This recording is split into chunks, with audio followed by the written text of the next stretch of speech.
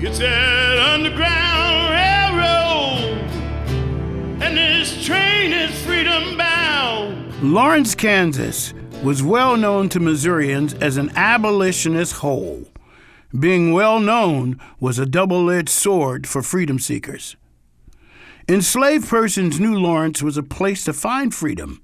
On the other hand, bounty hunters and U.S. Marshals from Missouri paid a lot of attention to Lawrence.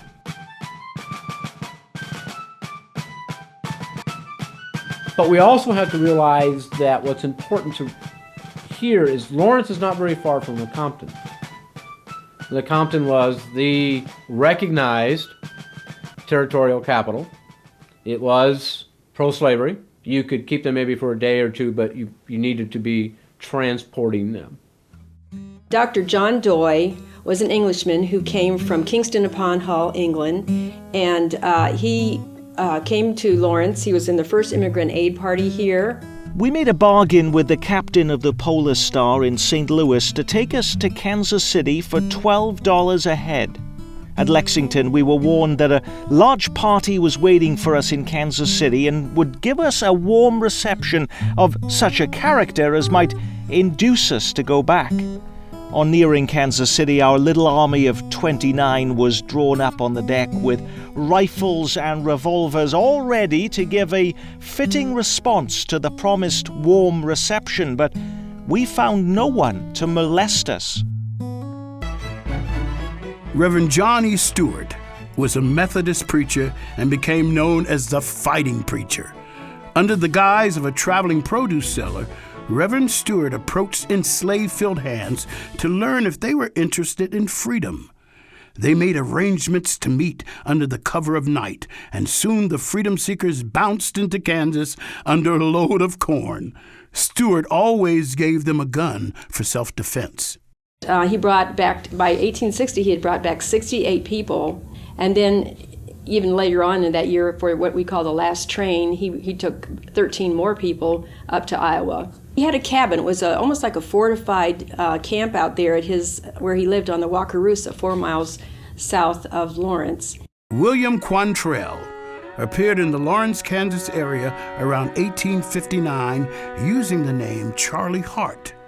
He fell in with a group of bounty hunters. He actually worked with Captain Stewart for a while and thought that, he was a good man on the right side of everything. And then Captain Stewart found out that, well, he was doing the opposite. He was taking slaves and taking them back to Missouri. Quantrell hung around the Kansas River Ferry landing to catch escaping enslaved persons. Ike Gaines appeared at the ferry looking for Jim Lane's house.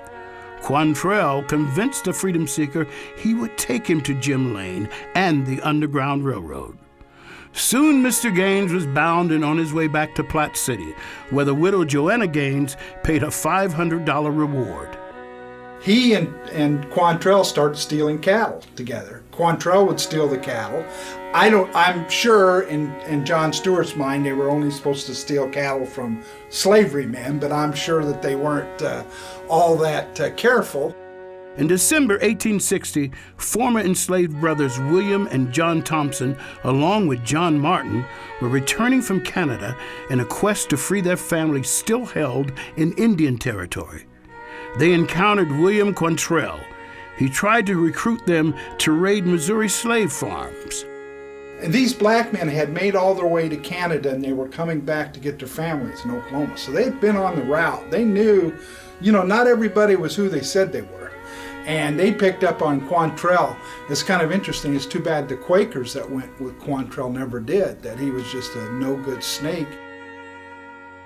One of Quantrell's last false flag operations was the Morgan Walker raid in Blue Springs, Missouri.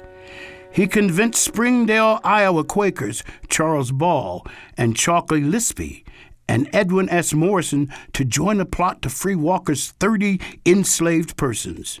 Morgan Walker had about 30 slaves.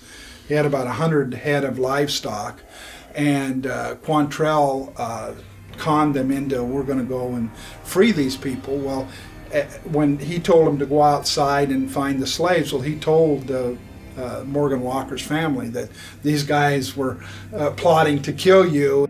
Morgan Walker's son had slipped out and alerted neighbors. They rode to the Walker farm, ambushed, and killed the 3 young Quakers from Iowa. In Kansas, suspicion fell on Quantrell, and he stayed in Missouri.